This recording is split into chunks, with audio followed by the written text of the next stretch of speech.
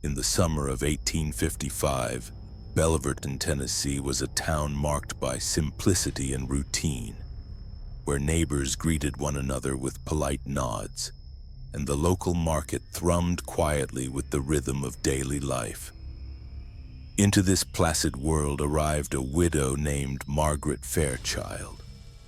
She was a woman in her early 30s, tall and slender, with hair the color of chestnut in sunlight and eyes that held an unusual stillness. Her presence was quiet, deliberate, and immediately unsettling, though no one could articulate why. Margaret rented the old Holloway plantation at the edge of town, a decaying estate left to rot after the death of its original owners. Its wide porches sagged under the weight of years. Windows stared blankly like hollow eyes, and the gardens had grown wild and unkempt. Yet to Margaret it was perfect, an empty vessel that she could fill with her own order. The townspeople observed her with a mixture of curiosity and suspicion. She arrived alone, with only a small chest of belongings and a coachman who vanished as soon as the last trunk was unloaded. Children whispered about her on the dusty streets, imagining stories of sorrow and secret grief, while the adults debated her character with cautious restraint.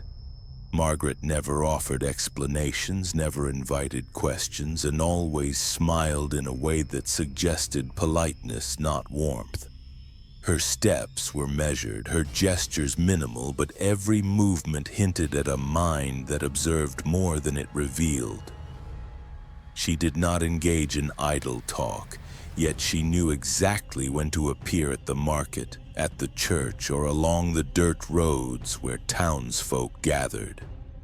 It was as though she moved through Belverton not as a resident but as an observer, cataloging each detail with patient, almost scientific precision. Inside the Holloway plantation, Margaret began her arrangements with methodical care. She chose rooms for purposes unseen, arranging furniture in geometric exactness and cleaning corners that had been ignored for decades.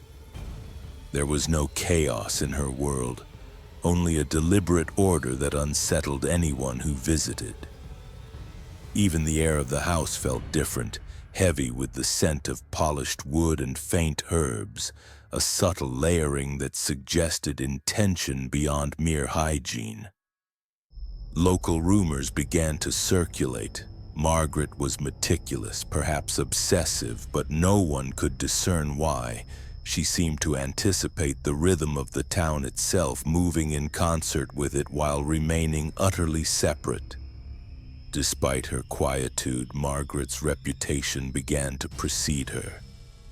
She attended church on Sundays, always seated near the front, always polite, yet never socializing beyond what decorum demanded. Children noticed that she watched them for longer than was necessary, her gaze lingering with a patience that felt unnatural. Mothers whispered warnings, but the warnings were vague, almost guilty. Margaret had done nothing overtly wrong, yet she radiated a subtle, impossible tension. Visitors to her home remarked on the strange, almost ritualistic cleanliness of the place, the way every object seemed deliberately placed, every corner considered, every surface observed. It was as if the house itself were an extension of her mind, a vessel for thoughts the town could not see. Margaret's presence was more than mysterious. It was a disruption of normalcy. Belverton had always prided itself on the predictability of its people, the quiet steadiness of routines that governed everything from commerce to gossip. Margaret introduced an element that could not be explained by ordinary human behavior. No one noticed the small details at first, the way she would close a door 3 times or polish the same windows each evening at exactly the same hour. but they began to register subconsciously, like shadows at the corner of vision that never left. And with every unnoticed act, she built a lattice of observation and preparation, a hidden architecture of control that no one suspected. By the end of the first month, Margaret Fairchild had become both a curiosity and a silent threat. The townspeople continued their daily lives, unaware that beneath her calm exterior, a mind was at work that measured, planned, and catalogued every human interaction in Belverton. The widow was not just living in their town. She was observing it, understanding it, shaping it, while no one realized that her quiet presence was only the surface of something far darker. The Holloway plantation, once abandoned and silent, had found a new voice, and it whispered in the language of order, patience, and concealed intent. In Belverton, no one yet understood that the true story had only begun. The arrival of Margaret Fairchild was not an event, but a prelude, the first note in a symphony of hidden horrors, and the town was about to learn that silence can conceal more than grief, and normalcy can mask a mind that is anything but ordinary. By mid-autumn, the town of Belverton had grown accustomed to Margaret Fairchild's presence, though the air around her house remained charged with an unspoken tension.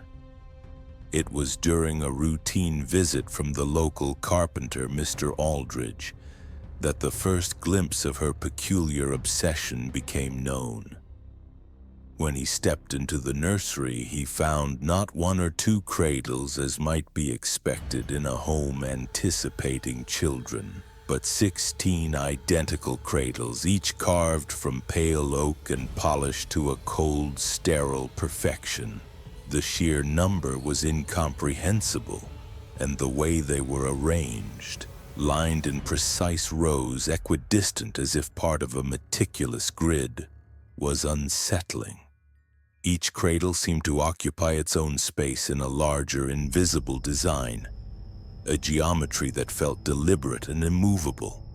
Mr. Aldridge would later recount feeling as if he had stepped into a space that obeyed rules entirely separate from the natural world, a room alive with intention. Margaret appeared behind him without a sound, her movements smooth, almost imperceptible. She offered no explanation, only a polite smile and a subtle nod that suggested the cradles were both ordinary and extraordinary. When asked why there were so many, she replied simply, "They require care." The words were innocent enough, but the tone carried a quiet authority, as if questioning her would be both improper and futile. The carpenter left unsettled, carrying the sense that he had witnessed something private, something sacred and terrible at once. By the time word spread through Belverton, the town's curiosity had transformed into anxiety. 16 cradles for a woman who had never borne a child.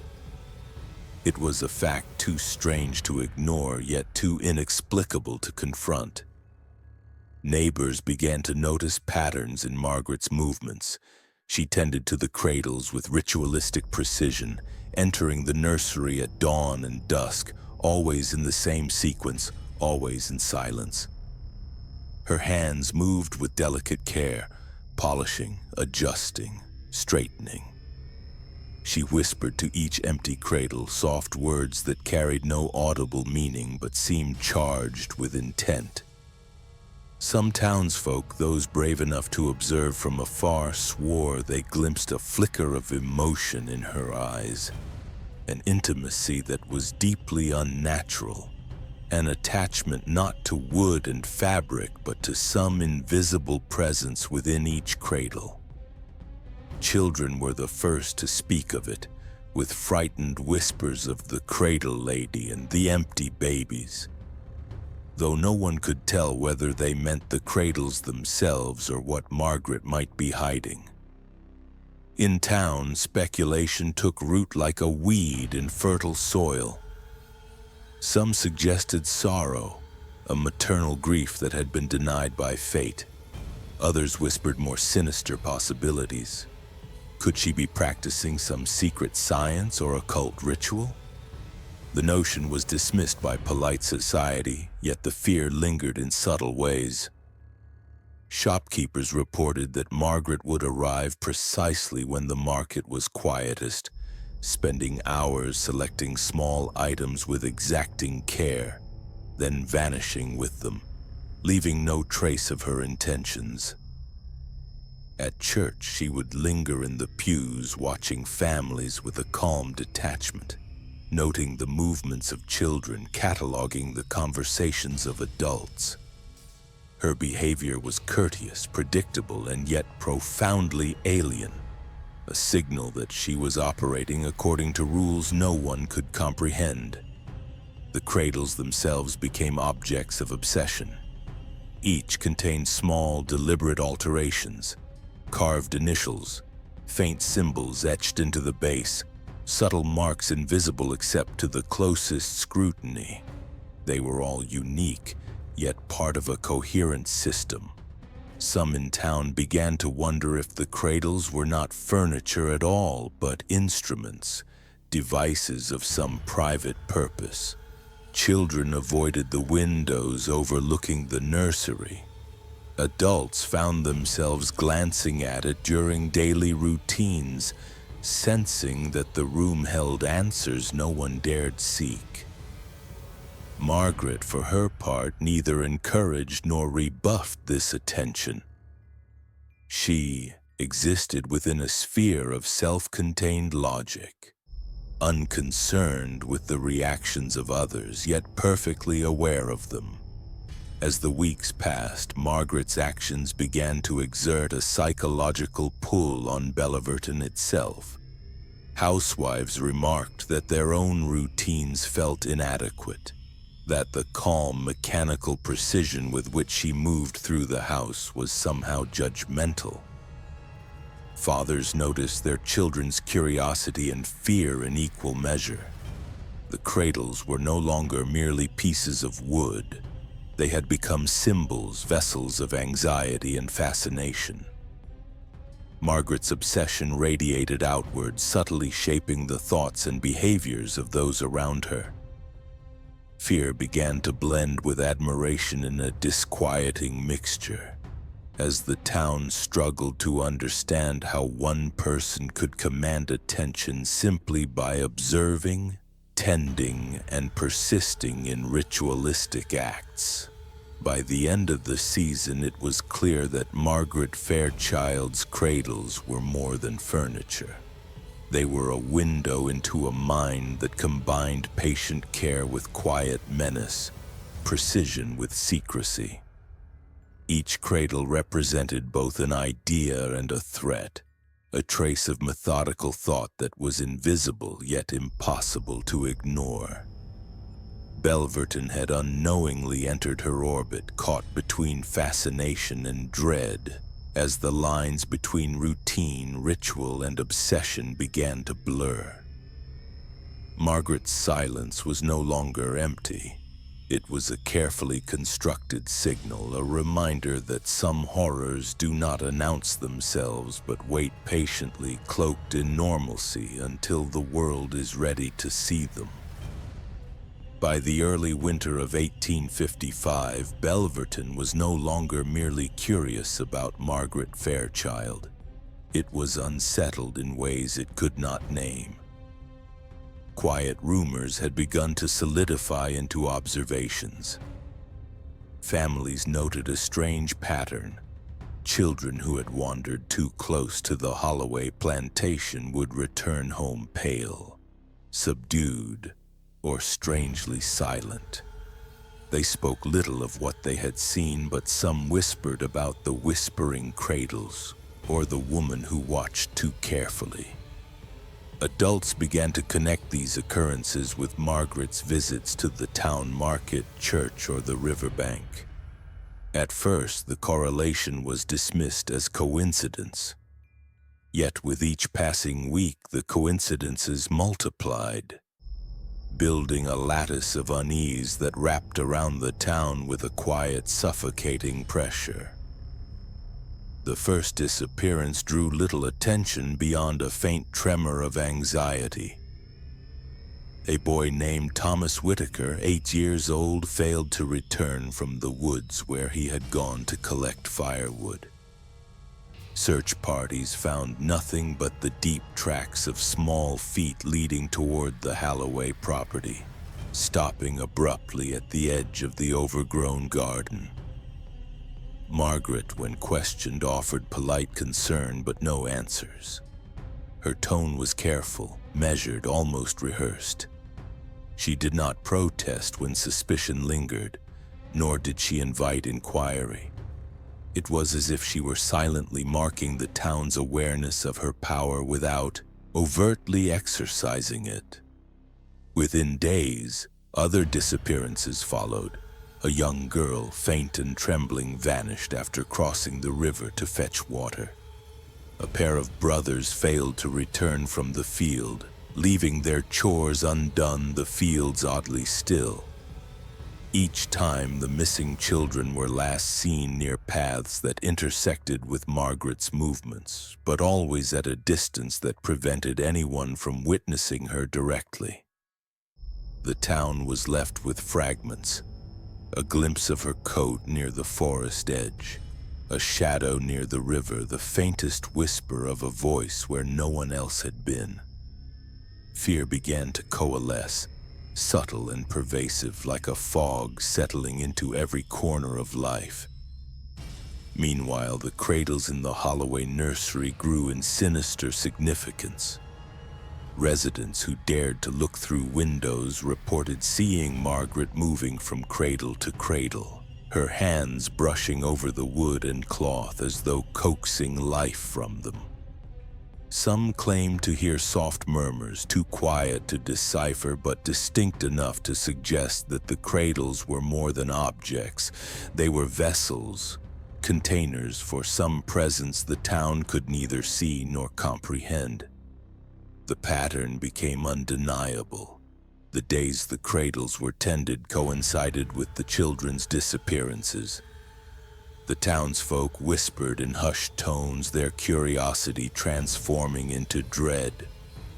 Margaret's ritual was no longer merely eccentric. It was threatening, methodical, and invisible to those powerless to intervene. Sheriff Caldwell, a man accustomed to practical crime and simple motives, began to investigate. He questioned neighbors, searched the surrounding woods, and even approached the Holloway plantation. Yet Margaret remained untouchable. There was no evidence, no confession, no hint of the hidden mechanics behind the vanishings. She answered questions politely, subtly guiding the conversation away from the subject, her calm demeanor unnerving the lawman. In private, she cataloged the town's responses with the same precision she applied to the cradles, noting fear, hesitation, and curiosity, marking each reaction as though it were a sample in an experiment. Belleverton, the sheriff concluded, was ensnared not by what Margaret had done, but by what it could not perceive. The townspeople began to behave differently, unconsciously yielding to the rhythm Margaret imposed. Children were kept close, and adults avoided the edges of town near the Holloway property. Even the market and church, once hubs of communal life, felt subdued, as if the town collectively waited for her approval before speaking, moving, or acting. Margaret's influence spread silently like the slow, insidious creep of frost across a winter field. Her presence was constant yet invisible. Her power derived not from force, but from the anticipation of consequences no one could define. By late December, patterns in her behavior became chillingly clear. She tended the cradles each morning at dawn and at dusk, and each time a child would vanish from the town. There was no brutality to witness, no scream to follow. The children simply ceased to exist in the ordinary world, leaving only fear, speculation, and a growing sense of helplessness. Some townsfolk suggested that she might be practicing an ancient or forbidden form of ritual, invoking forces beyond human understanding.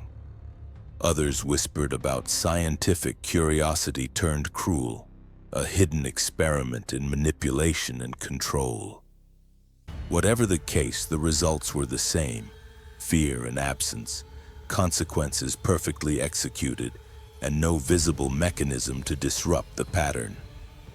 Margaret Fairchild's meticulous order contrasted starkly with the chaos she induced. Each disappearance, each silent, haunting act reinforced the logic of her world, a logic that Belverton could not penetrate. The town began to notice the invisible architecture of her actions, the way the ordinary life it had known bent subtly to accommodate her presence. Fear was no longer incidental, it was structural, a force as reliable as the rising sun. Margaret's cradles were not empty, and Margaret herself was not idle. Both were instruments of a mind that measured patience, silence, and the terrifying weight of anticipation. By the end of the year, it was undeniable. A pattern had emerged. Belverton had entered a rhythm it did not understand, orchestrated by a widow who seemed harmless, polite, and human. Yet her calm exterior hid a mind that planned, observed, and executed in ways the town could not counter. Margaret Fairchild had transformed absence into presence, silence into influence, and the ordinary world into a field of psychological terror that no one could disrupt and no one could explain. As winter deepened, Belverton became a town marked by absence. Children no longer played freely, their laughter muted under the shadow of unseen eyes. Adults moved with hesitation, whispering in corners, their gazes often flicking toward the Holloway plantation, where Margaret Fairchild's windows glowed faintly at dawn and dusk. The cradles, 16 in exact perfect rows, had become an unspoken symbol of dread, each one a silent reminder that the ordinary could conceal horror. Small signs emerged, a faint imprint on a cradle's bedding, a slight shift in the carved initials, or a whisper of movement too subtle to track. Those who saw these things did not speak aloud. They feared that acknowledgement might awaken what was deliberately hidden. A group of concerned parents, led by the widower Mr. Everett, approached Sheriff Caldwell with growing unease. They brought reports of disappearing children, unusual markings in the woods, and townsfolk who claimed to have glimpsed Margaret's figure silently observing from the forest edge. Yet the sheriff, practical and grounded in evidence, found nothing tangible. No footprints led definitively to her house, no signs of forced entry, no objects left behind. It was as if the disappearances had been executed without physical action, like a trick of perception made real. The parents, however, could not ignore the rhythm of events: the cradles, Margaret's routines, and the children vanishing in precise sequence. Even the church, which had long served as a sanctuary, was no longer safe from suspicion.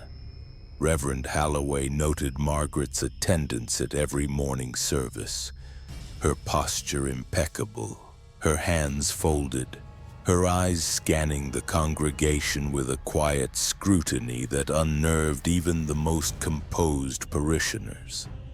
Some remarked that she seemed to measure each family, noting the alignment of their children, their subtle interactions, and the smallest signs of defiance or disobedience. Her presence was not overtly threatening, yet it imposed a tension that caused the community to self-regulate, to behave according to her silent authority. It was in this climate of fear that whispers began. Children spoke quietly of shadows moving in the woods, of cold shapes near the river, of a woman who seemed to know their thoughts before they acted. Adults repeated these accounts, framing them as fanciful or exaggerated. Yet privately they recognized the consistency and precision. The town realized with growing horror that Margaret Fairchild's influence extended far beyond the walls of her house. Her awareness of the town's movements, her precise timing, and the eerie absence of evidence suggested a mind both extraordinarily patient and ruthlessly intelligent. Belleverton was being observed, measured, and manipulated in a systematic way that defied explanation. Some attempted to intervene, leaving messages near her windows, watching her house during the day, or following her discreetly through the streets. Each effort failed. Margaret moved as if guided by a logic impervious to discovery, her schedule unaltered by scrutiny, her routines uninterrupted. Those who approached too closely reported a sensation of being studied, of a weight pressing silently upon them, a subtle signal that their investigation was noted and recorded. Children especially were drawn into her orbit. They felt her presence even when she was out of sight, an instinctive recognition that she was both a caretaker and a threat. In the shadows of the Holloway property, small discoveries began to surface. Broken twigs along hidden paths, faint marks in the soil, a scattering of small handcrafted toys. Nothing conclusive, but enough to suggest that Margaret's world was more intricate than anyone had imagined. Each clue was partial, obscured, and meticulously placed, as if she anticipated observation and manipulated it, offering fragments of information while maintaining absolute control over the larger picture. These minor revelations only amplified the town's anxiety, hinting at cruelty methodical enough to evade the most careful scrutiny. By midwinter, Belleverton's psychological state had shifted. Fear had fused with fascination, a subtle, almost magnetic pull toward Margaret's routines. Parents watched the Cradles from afar, noting each shift in the fabric, each brush of Margaret's hands. Townsfolk found themselves counting the windows in her house, timing her departures, memorizing her steps. The act of observing became a communal obsession, yet it yielded nothing but an understanding of her discipline and silence. Margaret's control was not only over children, but over the collective psyche of the town itself. And yet, for all the whispers and shadows, Margaret remained perfectly human on the surface. Her polite nods, measured steps, and careful gestures concealed a mind working with precision and cruelty beyond comprehension. Belleverton had entered a state of suspended awareness, caught between curiosity, dread, and the recognition that the ordinary world could conceal an entirely different logic, one driven by a patient, methodical intellect that operated in silence. The town had begun to understand that evil need not shout to dominate. It could simply persist, shaping reality quietly, methodically, until normalcy itself bowed to it. As the chapter closed on that bitter winter, Belleverton had become a place haunted not by ghosts but by patterns, by the unseen design of a mind that observed, catalogued, and executed with terrifying patience. Margaret Fairchild had transformed ordinary fear into structured terror, and the town was powerless to resist the rhythm she imposed. In the shadows, the Cradles waited, and in the silence between them, the next act of her meticulous cruelty was already being prepared. The first real sign that Margaret Fairchild's control had crossed into something irreversibly cruel came in early January. The Holloway plantation, usually silent except for the rustle of wind through bare trees, echoed with a sound no one in Belverton had expected: the sharp, piercing wail of an infant. It was a sound that carried across the frozen fields and through the narrow streets, igniting fear in those who heard it. But the sound was paradoxical. There was no record of a birth in town, no midwife called, no announcement. The cry existed in isolation, sudden and impossible, and it seemed to come from the very house that had become the nucleus of dread. Inside the nursery, 16 cradles stood arranged in meticulous order. The air smelled faintly of herbs, wax, and something metallic, a mixture that made visitors feel uneasy almost instantly. Margaret moved among them, her hands brushing each one, her attention focused not on the wood or fabric, but on what might emerge, on the invisible life she could summon. That first cry had not been born of natural processes nor of conventional methods. It was the product of something Margaret had prepared with precision, a ritual that combined observation, timing, and an understanding of fear so deep it was almost scientific.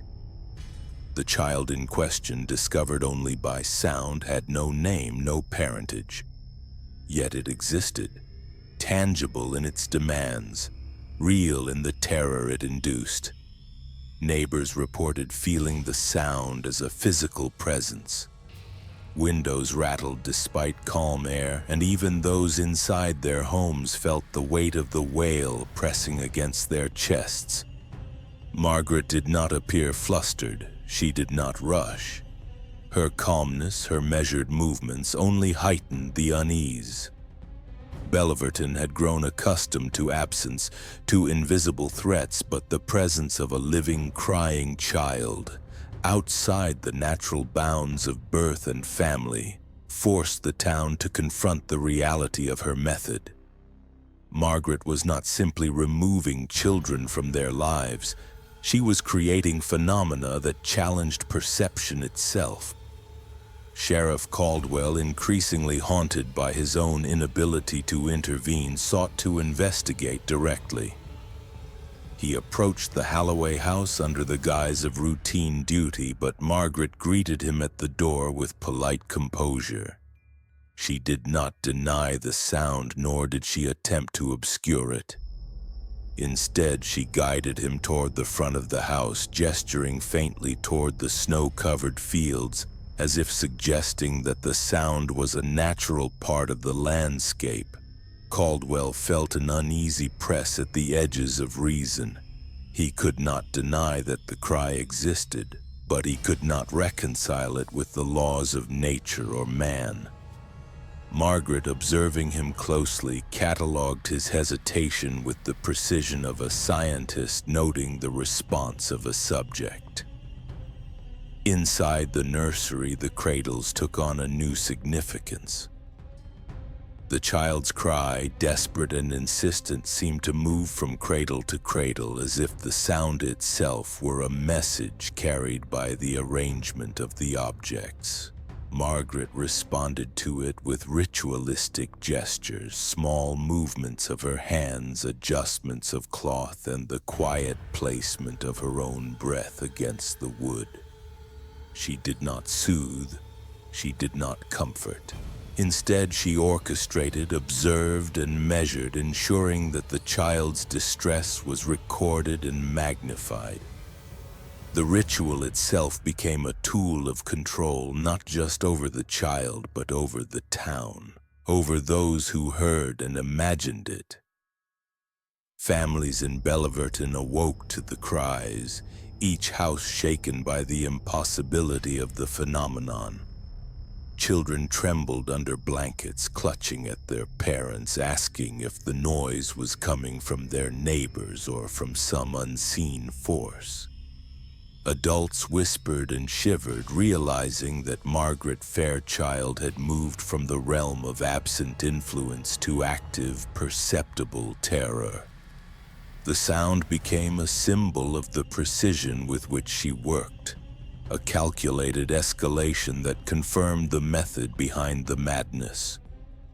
The rhythm of disappearances previously hidden in absence now resonated with the piercing clarity of an audible, unavoidable presence. It was the first time the town confronted the full weight of her psychological manipulation. Margaret's calm was a mirror, reflecting their fear, amplifying it, and making the ordinary world tremble under the authority of her silence. The cry lasted hours, fading only when Margaret moved deliberately from cradle to cradle, completing a circuit that no one else could understand. The children who had previously vanished remained unaccounted for, but now the sound of life itself was co-opted into her methodical cruelty, a haunting reminder that her power was both invisible and immediate. By the end of the day, Belverton was irrevocably changed. The town had experienced something impossible, a convergence of absence and presence orchestrated by a mind that hid in plain sight. Margaret Fairchild had not only confirmed the pattern of disappearances, but had escalated it into a psychological assault that was tangible, measurable, and terrifying. The first cry became a symbol of control, of observation, and of a cruelty so calculated that it left the mind struggling to comprehend, let alone resist. And in that understanding, the town recognized a truth that would haunt it for years. Evil does not need force nor brutality in the traditional sense. It can operate quietly, deliberately, and invisibly, shaping reality itself with the precision of a mind unbound by ordinary morality. Margaret Fairchild had crossed a threshold, and Belverton, its inhabitants and its children, would never be the same. By the end of January, Belverton had become a town defined less by what was present than by what had vanished. The Holloway plantation loomed over the village like a living monument to absence, its windows dark yet somehow knowing, reflecting the gaze of a community that had begun to fear even its own thoughts. Margaret Fairchild, outwardly composed, moved through her house with deliberate calm, a conductor of unseen instruments orchestrating a silence so precise that it demanded attention. It was in this calm that the first whispers of the ledger emerged. The ledger was not known to anyone at first. Margaret did not flaunt it, nor did she allow any hint of its existence. Only when the sheriff's suspicions deepened did a local servant, faint with dread, speak of the thin book she kept in the master bedroom, its pages filled with neat, precise records of each child, each disappearance, and every minute detail of the town's reactions. The ledger was Margaret's most intimate instrument, a device that transformed observation into control, documentation into ritual. Every entry described not just names and dates, but small behavioral notes. How a mother trembled upon hearing the first cry, how a father's gait changed when crossing the Holloway fields, how children stared at the cradles with both curiosity and fear. The ledger revealed something the town could barely comprehend. Margaret's crimes were not random. They were deliberate, measured, and in some ways clinical. She documented the psychological states of the parents, the emotional responses of the children, and the precise sequence of absences. Each note was a calculation, a record of human reaction reduced to symbols on paper. The methodical nature of the entries transformed fear into a controlled experiment, a macabre study of perception, obedience, and terror. It became clear that the cradles were only part of her system. The ledger was the axis around which the entire scheme turned. The townsfolk, learning of the ledger through whispers and leaks, were horrified not by the presence of the book but by its precision. Margaret's observations were exact, her notes meticulous, almost loving in their detail, yet entirely devoid of empathy. She recorded reactions as a scientist records results, as if human suffering were data to be analyzed, measured, and catalogued. Parents shivered at the thought that their grief, their fear, their instinctive protections had been observed, noted, and stored for later reference. Children, still clinging to the memory of the first cry, shivered at the thought that their reactions were being catalogued, their silence and screams equally valuable in her calculations. Attempts to confront her about the ledger proved fruitless. Margaret Fairchild was always present yet always distant, her calm unbroken, her eyes reflecting only the methodical rhythm of her own mind. Those who approached the house, even with the law at their backs, found no trace of coercion, no evidence of tampering with the physical world, only the oppressive awareness that every thought and motion had already been observed and accounted for. It was as though she existed simultaneously within the ledger and outside of it, recording every detail while remaining untouchable. The ledger also revealed Margaret's understanding of timing, of psychological escalation. Each entry included notes on the precise moment to introduce sounds, sights, or absences that would maximize tension. The first cry had been carefully timed according to lunar phases and weather, as if the child's wail would have the greatest effect when echoed across snow-covered fields. Every reaction, every subtle change in routine was documented and then integrated into the next sequence. Margaret's cruelty was not chaotic. It was a symphony of calculation, each note measured for its effect on the town's nerves and its reflection of her control. Those who glimpsed the ledger, even from afar, understood that it represented a map of terror. The Holloway plantation was not simply a home. It was a laboratory for observing human emotion, and the ledger was its guide. Margaret Fairchild had transformed ordinary fear into data, sorrow into structure, and absence into an observable, predictable force. Each page was a testament to the power of a mind that could hide behind normalcy, that could measure, manipulate, and execute with terrifying patience, all while presenting the face of the polite widow. By February, whispers of the ledger had spread quietly through Belverton. It was said that Margaret occasionally consulted it in public, adjusting cradles or rearranging objects with subtle gestures, as if following directions no one else could see. Parents and children alike began to behave under the invisible guidance of her calculations. Their actions anticipated, recorded, and folded into her growing archive of control. Belverton had become both the experiment and the subject, observed continuously, manipulated invisibly, and catalogued meticulously. In the ledger, Margaret Fairchild had distilled evil into a structured, almost surgical form. The town had begun to understand that her cruelty was not simply physical.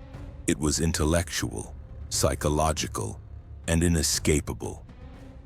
Belverton could not intervene because every movement, every thought, every emotion had already been accounted for. The ledger was a weapon invisible to the ordinary eye, but devastating in its effect. It made fear tangible, control precise, and normal life unbearable. By the beginning of March, the people of Belverton had begun noticing subtle patterns in the disappearances and disturbances linked to Margaret Fairchild. What at first seemed random, children vanishing without a trace, strange sounds echoing through the night, had begun to reveal a chilling order.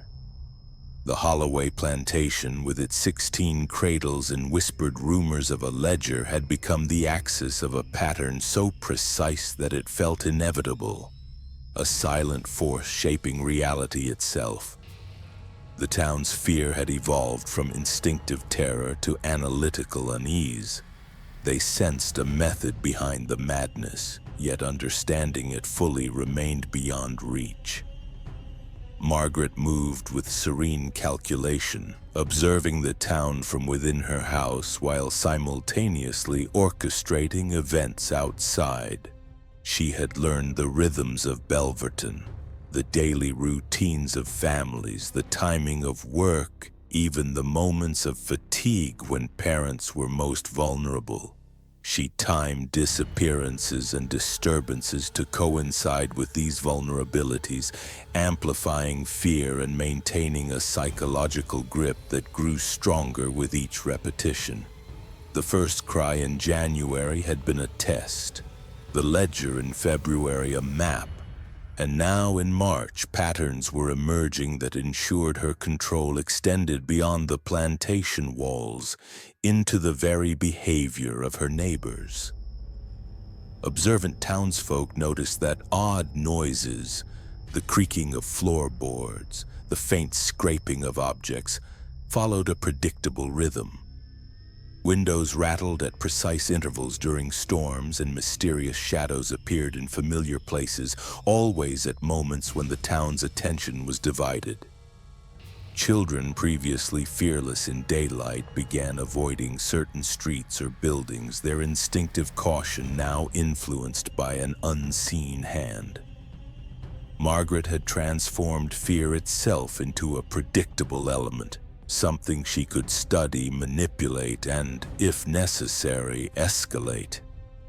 Even the adults began to move in patterned ways, their routines quietly altered by subtle signals. A mother might check a window twice instead of once.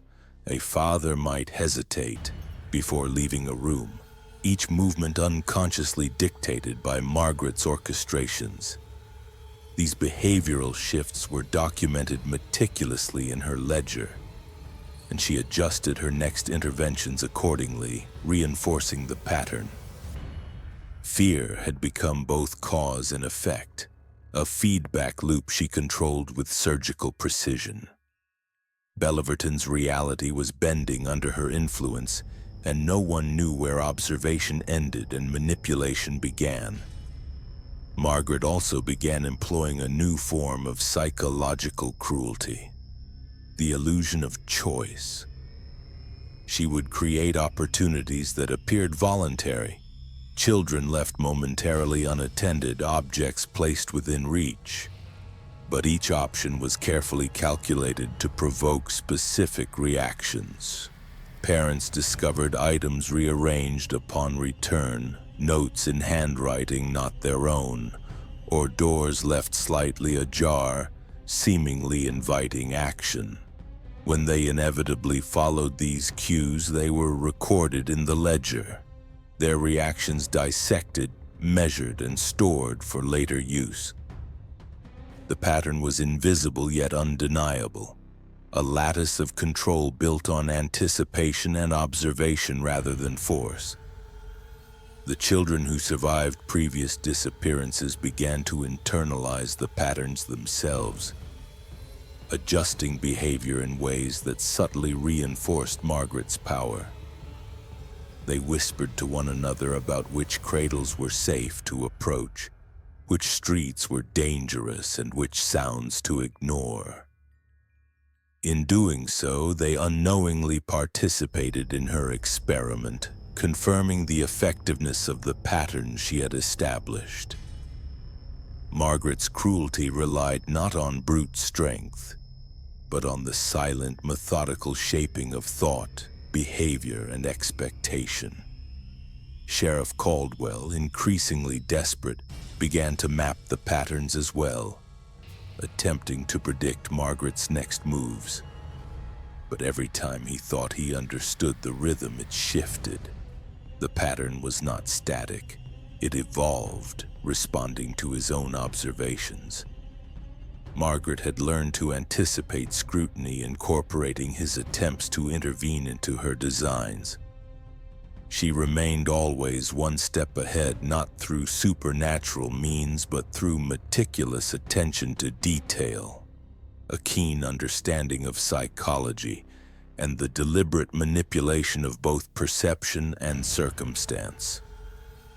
By mid-March, Belverton's collective consciousness had been altered. The town moved in quiet unison, following behaviors dictated not by reason or routine, but by the invisible patterns Margaret had established. Fear had become structured, controlled, and continuous. Even those who had not yet encountered the cradles or the ledger felt its influence, as if a silent hand had reshaped the very rhythm of daily life. Margaret Fairchild had transcended the limitations of ordinary cruelty. She had turned human thought into an instrument of her own design. In this chapter of her methodical reign, Margaret demonstrated that evil need not be overtly violent to dominate. The orchestration of patterns, the silent pressure of expectation, and the careful timing of fear could bend a community to the will of a single hidden mind. Belverton had become a mirror of her design, predictable, fearful, and unknowingly complicit. The patterns in the silence were complete, leaving the town trapped within an invisible lattice of dread, each movement, sound, and thought preordained by her calculated cruelty. By late March, the 16 cradles of the Halloway plantation had become more than furniture. They were instruments, extensions of Margaret Fairchild's meticulous mind. Each cradle was subtly altered, not in ways immediately noticeable, but in ways that preyed on instinct and perception. Some were lined with threads that would silently tighten when weight was applied, producing a soft, almost imperceptible constriction that startled a child without leaving a mark. Others were balanced so that a gentle shift of weight caused a slight tilt, a momentary loss of stability that generated fear before instinct could interpret the cause. These modifications were not arbitrary. Each was calculated and documented in Margaret's ledger with notes on timing, reaction, and emotional impact. The cradles themselves became tools of ritualized observation. Margaret arranged them in patterns within rooms, aligning them according to subtle geometries that she believed influenced both visibility and sound. She would sit in the corner reading her ledger, noting which children exhibited distress, which were curious, and which attempted to avoid the objects altogether. Every tilt, every slight creak, every shiver was recorded, analyzed, and stored, the ledger transforming ordinary domestic objects into instruments of psychological precision. Fear became tangible. A force transmitted through wood and rope, silence and shadow, and the children responded predictably, often without realizing they were participating in an experiment of cruelty beyond comprehension. Margaret's cruelty extended further with symbolic markings. Certain cradles bore subtle scratches along the base, almost invisible to anyone untrained, which she claimed in her ledger would signal readiness for the next sequence. The marks served no practical function other than to anchor her observations and reinforce her control over time and attention. Children instinctively avoided or approached these cradles based on unconscious cues, their reactions feeding Margaret's growing understanding of human instinct and compliance. The physical manipulation of these objects combined with the timing of auditory and visual cues produced a psychological lattice that trapped the town in a state of continuous unease. The townspeople began to notice that children behaved differently around particular cradles, though no one could articulate why. Some refused to sit in certain cradles, their small bodies stiffening in fear, while others were inexplicably drawn to others as if compelled by forces beyond comprehension. Margaret recorded each choice, each hesitation, and each act of avoidance, analyzing them in relation to weather, light, and prior experiences. By doing so, she created a feedback loop of behavior, manipulating and reinforcing responses with a precision that would have been impossible without the ledger and the methodical observation it enabled. These subtle manipulations escalated over time. Margaret introduced new variables: a cradle slightly closer to a window, a faint odor carried on a breeze, a small object placed just out of reach. The children's responses were measured and documented, feeding back into her growing psychological model of fear. What began as minor discomfort evolved into ritualized tension, each child unconsciously learning the limits of control without understanding why. Margaret had transformed fear into structure, shaping thought, behavior, and expectation with the cradles as her instruments. Even parents were affected. Mothers entering rooms would sense the tension immediately, feeling inexplicable unease in the presence of certain cradles. Fathers who inspected the wood for defects found nothing tangible, yet their steps slowed, their attention sharpened, as though they were sensing the invisible patterns woven into the room. Margaret's influence was no longer limited to direct observation. The cradles themselves carried her will, extending control into the minds of those who interacted with them. The methodical alterations culminated in a night ritual Margaret designed to test endurance. At a precise hour, she would light a single candle near a cradle and allow its flickering shadow to stretch across the room, moving in time with a draft only she could predict. Children in proximity would shiver, whispering to one another while the ledger recorded each reaction.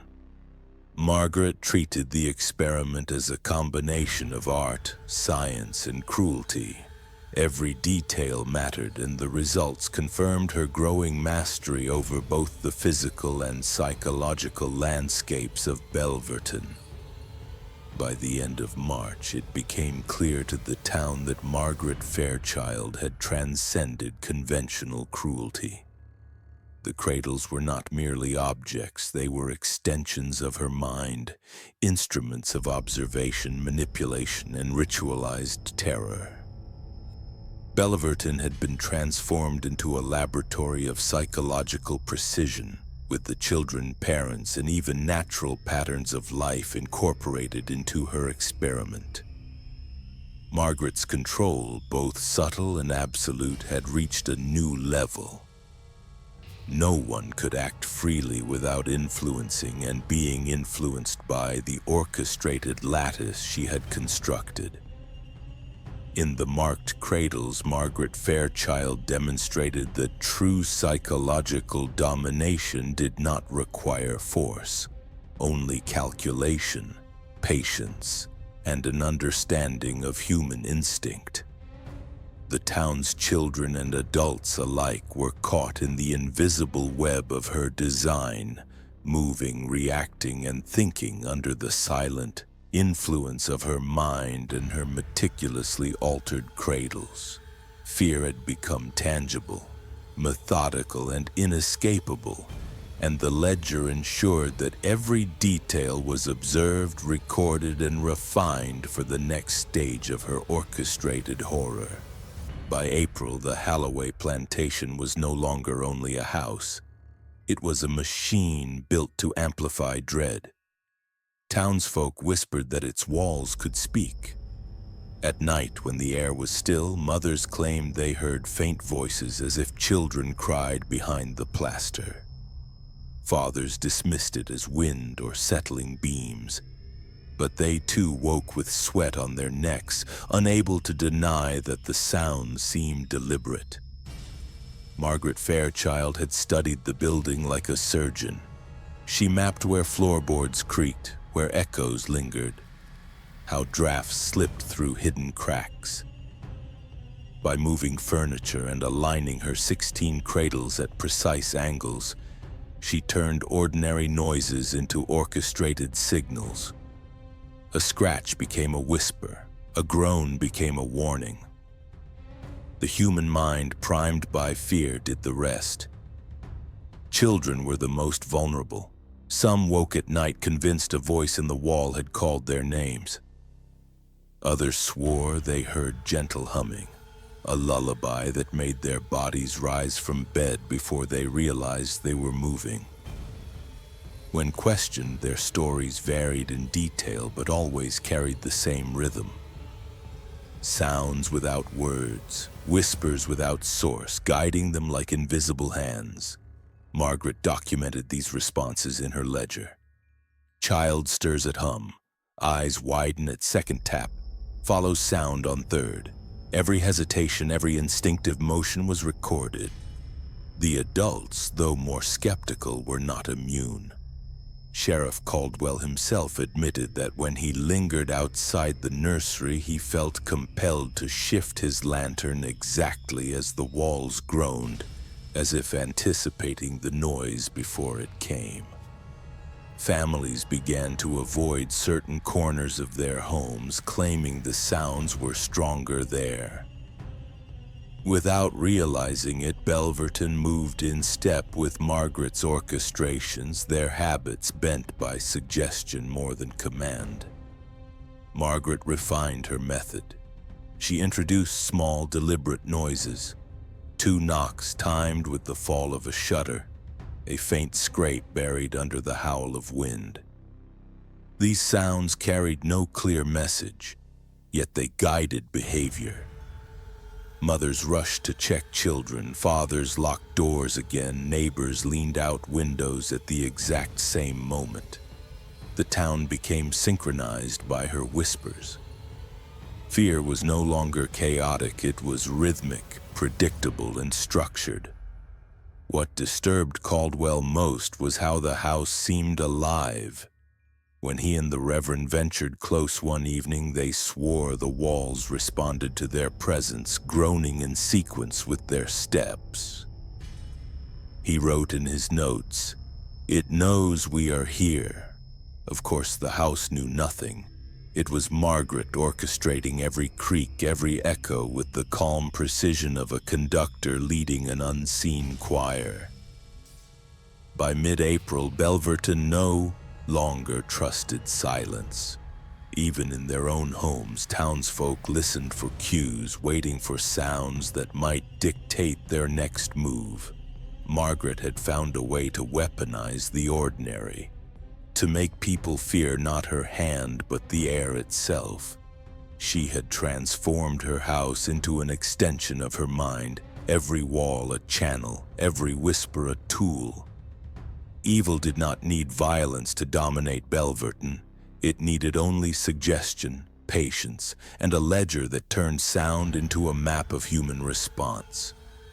Margaret Fairchild had shown the town that fear could be engineered, not shouted but whispered, until even silence itself bowed to her design. By April, the ledger had become more than a book. It was the pulse of Belverton, a quiet metronome guiding fear. Margaret Fairchild kept it beside the cradles in the nursery, its pages filled with columns of names, dates, and notes written with the calmness of scripture. The handwriting was neat, deliberate, and merciless. Sheriff Caldwell, gaunt from weeks of failure, managed to glimpse a torn leaf smuggled from the plantation. What he saw unnerved him more than the disappearances themselves. It did not merely record events, it predicted them. Everett pauses at the door. Caldwell lowers the lantern at step 4. Reverend mouth shapes silence. The ledger was not history. It was rehearsal, a script in which the town had unknowingly performed its roles. Inside the house, Margaret's system unfolded with mechanical precision. She matched her cradles to the ledger's notes, turning blankets, moving shadows, and lighting candles at hours when fear was most pliable. Every gesture in the nursery rippled outward into Belverton. Doors left ajar, windows breathing open, shutters trembling as if on command. The town believed itself haunted, but it was simply obeying a rhythm Margaret had orchestrated in ink. The sheriff attempted to map her design. He charted when families hesitated, when prayers faltered, when silence stretched too long. The pattern seemed alive, bending to absorb his scrutiny. He realized he was not pursuing a woman, but walking inside an architecture of dread, each wall, floorboard, and cradle complicit in her order. Margaret escalated her cruelty with parcels. Wrapped in paper and twine, they appeared on doorsteps, a ribbon, a thimble, a pinch of ash. Harmless objects, yet their meaning was corrosive. Ribbons made mothers count children twice. Thimbles made fathers test locks again and again. Ash made families hold their breath, waiting for a sound that never came. These were not threats. They were triggers. Small cues that set the town to her tempo, each action feeding back into the ledger. By the end of the month, the town moved in unison, each hesitation, each glance, each shiver already written in Margaret's book. Caldwell, Everett, and the Reverend resolved to enter the plantation at dusk, the hour Margaret had marked as least responsive. They approached the house like men stepping into a clock, hoping to interrupt its rhythm. The nursery was waiting. 16 cradles glowed faintly in the lamplight. The ledger lay open, its fresh page already marked with the men's names, their steps anticipated, their hesitations recorded before they occurred. The house itself seemed pleased, its floorboards echoing their movements as if rehearsed. They realized too late that they had not broken into her system. They had simply walked into the place it had already prepared for them. The night of the raid fell heavy. Sheriff Caldwell, Reverend Halloway, and Mr. Everett approached the Halloway plantation with lanterns trembling in their hands. The house loomed like a cathedral of dread, its silence deeper than any storm. They stepped inside, boots pressing into boards that gave back their echoes like measured replies. The nursery was the first chamber of terror. 16 cradles aligned in perfect rows stood waiting. At first glance they were empty, but closer inspection revealed faint impressions. Strands of hair, the ghostly outline of a small hand, the indentation of weight that no longer remained. The Reverend whispered a prayer, his voice cracking. Everett leaned over a cradle and broke into tears, convinced he was staring at the trace of his missing daughter. At the head of the room stood the ledger. Its pages, steady and immaculate, carried not only the names of the lost, but descriptions of the men themselves. Everett breath catches at door. Caldwell lantern dips at step 4. The entries unfolded as they moved, predicting their actions before they made them. It was no longer a record, it was a prophecy. From below came a sound, Margaret's voice humming a lullaby. The melody wove through the house, soft yet everywhere, guiding their pulses into rhythm with its calm cadence. Everett lurched toward the sound, unable to resist. Caldwell grabbed him, but the pull was relentless. They descended into the basement, the lantern light trembling against stone. What they found was not a dungeon of bodies, but a catalog. 16 alcoves lined the walls, each holding fragments, ribbons, shoes, locks of hair, scraps of fabric. Diagrams covered the far wall, eyes sketched in detail, hands annotated with notes on gestures, sound patterns charted with precision. It was not chaos. It was designed. Margaret had turned human grief into study, suffering into data. But Margaret herself was gone. Only her system remained. The ledger sat open, the cradles waited above, and the walls seemed to hold their breath. Caldwell understood with sick clarity she did not need to be present for her influence to endure. The town had been bent into her rhythm, and the machinery of her cruelty could function long after her absence. The 3 men collapsed into silence. Everett wept uncontrollably. The Reverend clutched his Bible, though its words felt pale against what he had seen. Caldwell stared at the ledger, knowing that destroying it would not erase the design already etched into Belverton's minds. Margaret had proven that evil did not need to kill in order to last. It needed only to observe, record, and structure silence until people obeyed its rhythm. By morning, the town knew. Families gathered at the church, their grief heavy but wordless. They had expected a monster, something they could fight, bury, or burn. Instead, they found absence, an empty space that had already rewritten them. Margaret Fairchild had vanished into silence, leaving behind a system that did not collapse with her departure. It lingered in their habits, in their hesitations, in the way their thoughts now bent toward fear. Belverton realized too late that they had not defeated her. They had only discovered that she had never needed to stay. Spring came to Belverton like a season that did not belong. The Holloway plantation stood abandoned, its shutters rattling, its nursery frozen in perfect order. Margaret Fairchild was gone, yet her absence felt heavier than her presence. The cradles remained symbols of dread, and the ledger, sealed in the courthouse, was treated not as evidence, but as an artifact of fear.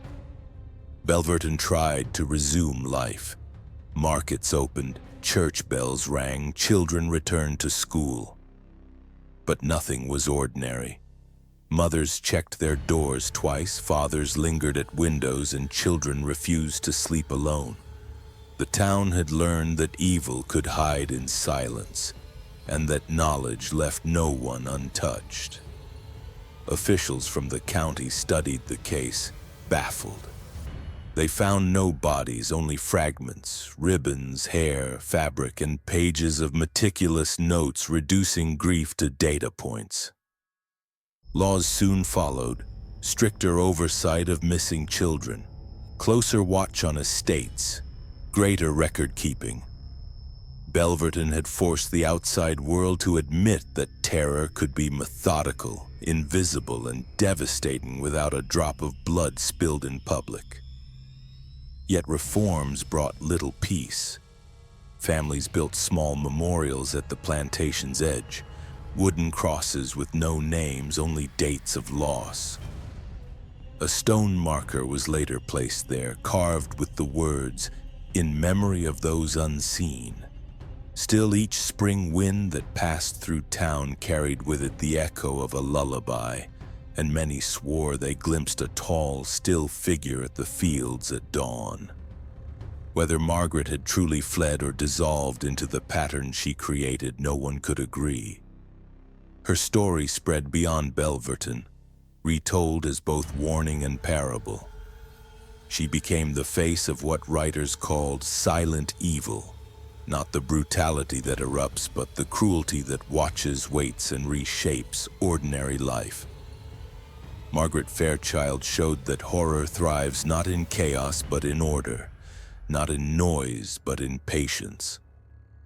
She proved that one hidden mind could bend an entire town simply by observing, recording, and arranging silence. Generations carried the scar. Parents raised children with caution, teaching them never to trust the calmness of strangers. Survivors grew old with a permanent wariness of silence, of rooms too orderly, of voices too polite. Margaret had vanished, but her method had not. It had seeped into Belverton's habits, its very way of seeing the world. The legend endured. The widow who bought 16 cradles but never gave birth, who studied fear like scripture, who built a system that outlived her. And at the close of every retelling, one question lingered like a shadow over firelight, unanswered and unsettling. What do you think? Could this happen again? This